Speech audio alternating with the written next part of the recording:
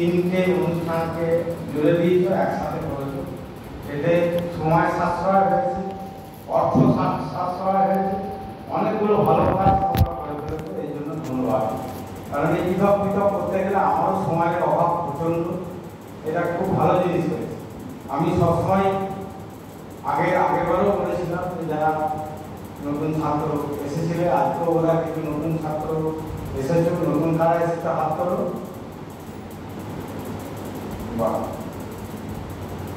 নতুন যারা ছাত্র, নবাগত ছাত্রদের সুস্বাগতম এই মানপাট কলেজে। ওয়েলকাম। কলেজ ভর্তি হওয়ার আগে নিশ্চয়ই জেনেছ যে এই কলেজে লেখাপড়াটা হয়। কোথাও যদি দেখি যে কোনো বিল্ডিং এর ক্লাস হচ্ছে না, একটা দেখে ভালো লাগে যে ঠিক সাঁওতালি বিভাগের ক্লাসটা হচ্ছে। এইটা আমাকে খুব আনন্দ দেয়। আমি প্রিন্সিপাল, ওই জন্য আমার খুব আনন্দ হয় যে তোমাদের বিভাগের যারা শিক্ষক তারা কিন্তু নিষ্ঠা নিয়ে ক্লাসটা করেন এবং তোমরাও।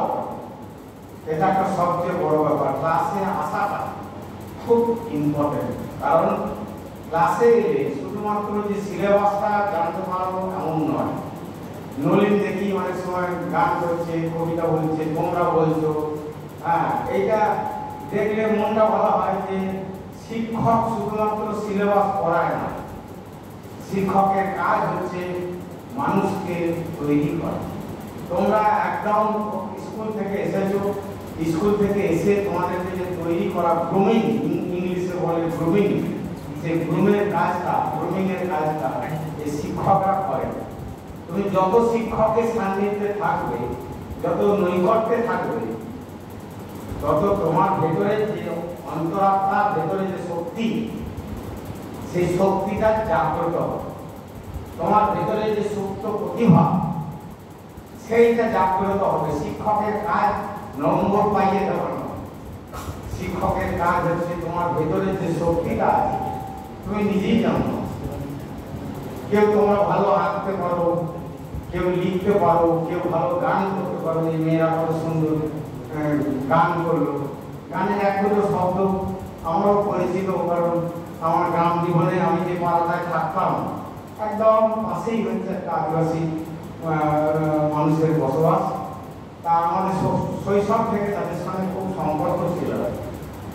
তোমরা শুনলে অবাক হয়ে যাবে যে আমার মা, আমরা যখন গান থেকে সবাই চলে গেলাম, ভাই বোন, 7 ভাই বোন, পথ পাড়া গানের লোক, আমি তোমাদের মধ্যে গায়ের লোক, পথ পাড়া গান মানে একদম কিছু ছিল, রাস্তাও ছিল।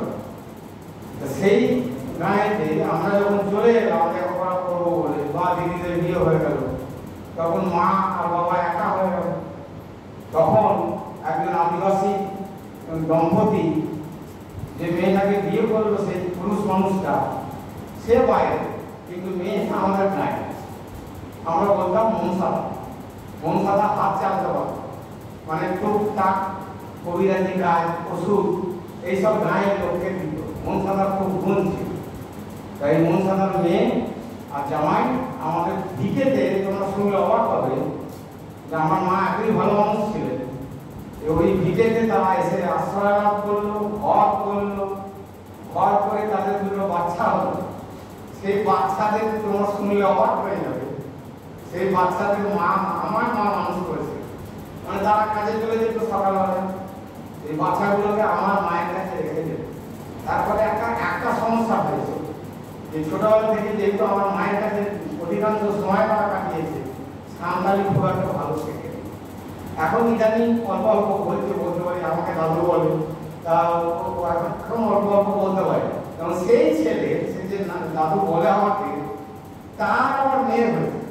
তার মেয়ে আমাদের পুজোর সময় বলাই জন্য পুজো হয়, আমাকে বলছে গুরু, বললাম গুরু, আমার মাই দিয়েছিল গুরু। ওই গুরু বলছে যে এটা তোমার আমার মেয়ে, নাচ দেখাবে তোমাকে। তা আমি আর দাদা দাঁড়িয়ে রইলাম, ওরা সব দল বেঁধে আমাদেরকে নাচ গান দেখাল, বাচ্চা বাচ্চা সব।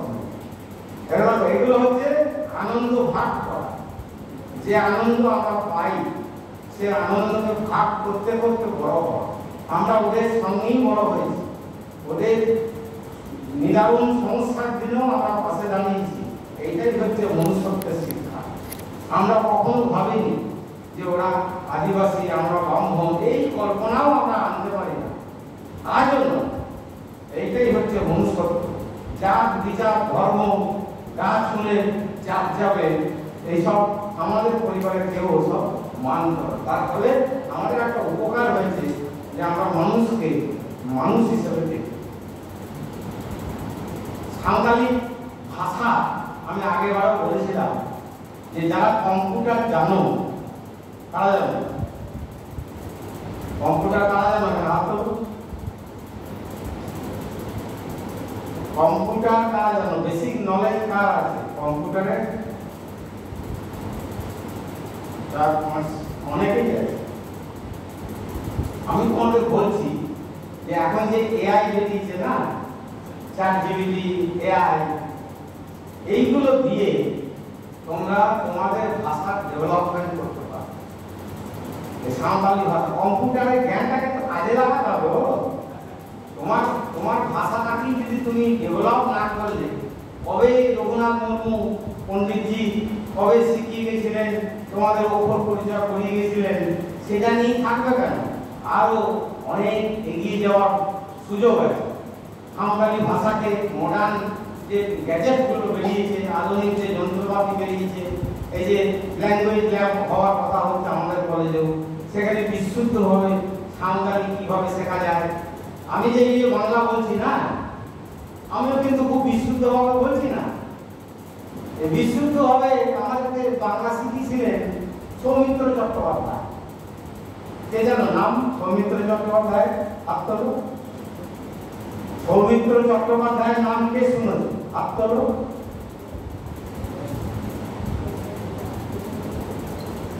শোনি, এটা খুব দুঃখের ব্যাপার। সত্যজিৎ রায়ের নাম শুনেছ? বাহ, তাহলে সৌমিত্র চট্টোপাধ্যায়ের নাম শুনবে না কেন? এই যে পথের পাঁচালী যে বিখ্যাত সিনেমা, তারপরে হচ্ছে অপুর সংসার, অপরাজিত, এই যে বিখ্যাত সব সিনেমার জন্য অস্কার পেয়েছিলেন সত্যজিৎ রায়। নায়ক তো সৌমিত্র চট্টোপাধ্যায়। সৌমিত্র চট্টোপাধ্যায় শুধু নায়ক ছিলেন না, যে বাংলা ভাষা কত সুন্দর হতে পারে আবৃত্তি শেখালেন আমাদের বাংলার যুবক যুবতীদের। এত মধুর হতে পারে বাংলা ভাষা, এটা সৌমিত্র চট্টোপাধ্যায় না শুনলে তোমাদের বিশ্বাসই হবে না। আমার মনে আছে যে একটা বর্ধমান ইউনিভার্সিটি রবীন্দ্র ভবনে একটা অনুষ্ঠানে আমি ওই রকম, আমার বাচ্চা ছেলে ওই রকম সিটে সামনের বেঞ্চে সৌমিত্র চট্টোপাধ্যায়, আমি আর আমার ছেলে, আমার স্ত্রী সব একসাথে বসে আছে। কল্পনা করে দেখো, গায়ে শিহরণ জেগে আছে যে কি মানুষটা ছিলেন। আর জানো, এই আবৃত্তি করতে করতে যখন স্টেজে উঠলেন, কবিতাগুলো যখন আবৃত্তি করছেন না, সেই শব্দগুলো যখন জাহাজ বলছেন, তখন মনে হচ্ছে একটা জাহাজ সত্যি সমুদ্রে যাচ্ছে। এই কবিতার ভাষা, কবিতাকে এমন, ভাষাটাকে এমন করে বলা শুদ্ধ হবে, মনে হবে কবিতা নয়, ওটাও একটা নাটক। যখন কবিতা আবৃত্তি হচ্ছে, তখন পুরো মনে হচ্ছে তোমার ব্রেনে ওই ছবিগুলো ফ্ল্যাশব্যাক তৈরি হচ্ছে, ছবি তুমি দেখতে পাচ্ছ। জীবনানন্দের যখন গান, কবিতা যখন বলছেন, তখন মনে হচ্ছে আমি যেন সেই খড়গপুরের ধানসিঁড়ি নদীর ওই ধারে যে গ্রামটা ধানসিঁড়ি, সেই ধানসিঁড়ির পাশে যেন আমি বসে আছি আর সৌমিত্র কবিতাটা আবৃত্তি করছি। এই ভাষার মহিমা হচ্ছে, আমি চাইবো যে তোমরাও তোমাদের ভাষার আবৃত্তি শেখো। আবৃত্তি করতে পারলে কি হয়, মানুষের কাছে খুব জলদি যাওয়া যায়। তুমি যদি শুদ্ধভাবে সাঁওতালিতে আবৃত্তি করো না, সেটা মানুষকে খুব জলদি, খুব তাড়াতাড়ি আকৃষ্ট করে, অ্যাট্রাক্ট করে। তার ফলে আবৃত্তি শেখো, অধ্যাপকদের সাহায্য নাও। কোন শব্দটা কত ভালো করে বলা যায়, 3 বার 4 বার করে সেই শব্দটা বলো। এই তো প্রিন্সিপাল অসুবিধা না, বলো। আমি যাবো।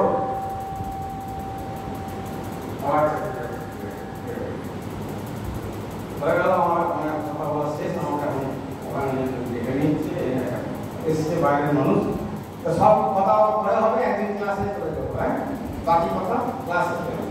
আমি এগুলো সবই ভালোবাসি, স্টুডেন্ট আমার জীবন, স্টুডেন্টদের নিয়েই থাকতে ভালোবাসি। সব দাবি দেওয়া মিলবে, তোমরা আমার কাছে যেতেও পারো, দেখেছো কোনো পারমিশন লাগে না, কিন্তু বিসি থাকে হয়তো, কিন্তু কোনো লেখা লোকার কিছু পারমিশন লাগে না। ঠিক আছে, সবাই ভালো থাকো, তোমাদের অনুষ্ঠান সফল হোক, এই বলে শেষ করছি। ধন্যবাদ।